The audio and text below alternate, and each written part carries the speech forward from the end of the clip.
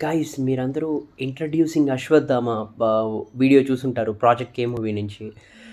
So, బేసిక్‌గా అమితాబ్ బచ్చన్ గారైతే అశ్వత్థామ క్యారెక్టర్‌లో act చేస్తున్నారు గైస్. అంటే పూర్వంలో ద్రోణాచార్య అని ఒకాయన ఉండేవాళ్ళు కదా! ఆయన సన్నే అశ్వత్థామ. సో, చాలా పవర్‌ఫుల్ క్యారెక్టర్ లాగా ఉంది అమితాబ్ బచ్చన్ గారిది. సో, ఆల్రెడీ 'ప్రాజెక్ట్ కే' మీద చాలా ఎక్స్‌పెక్టేషన్స్ ఉన్నాయి. సో, ఈ యొక్క టీజర్ కూడా లైక్ ఒక ఇంట్రడక్షన్ వీడియో లాగా. సో, అమితాబ్ గారికి.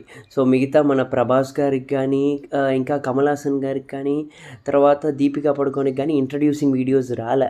మేబీ ఇన్ ఫర్దర్ అప్‌కమింగ్ వాటిల్లో వస్తాయి. ఈ వీడియో అయితే చక్కగా తమిళ్‌లో, తెలుగులో అన్నిట్లోనూ చిన్న చిన్న లాంగ్వేజెస్‌తో ఇంట్రడక్షన్ పెట్టారు. సో, విడిగా వేరే వేరే లాంగ్వేజెస్‌లో ఈ వీడియోని రిలీజ్ చేయక్కల. సో, ప్లాన్డ్‌గానే చేశారు మూవీ మేకర్స్.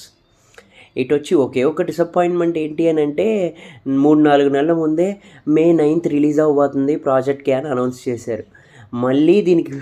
మళ్ళీ ఈ రిలీజ్‌కి బ్రేకులు పడ్డాయి. మే 9th రిలీజ్ అవ్వట్లే. ఇప్పుడు మళ్ళీ పోస్ట్‌పోన్ అయింది. డేట్ అయితే ఇంకా అనౌన్స్ చేయలే. ఎప్పుడా ఏంటి అన్నది ఇంకా త్వరలో తెలియచ్చు. ఈ వెయిటింగ్ ఏంటి గైస్, నిజంగా ఈ వెయిటింగ్‌కి నాకు నీరసం వచ్చేస్తుంది.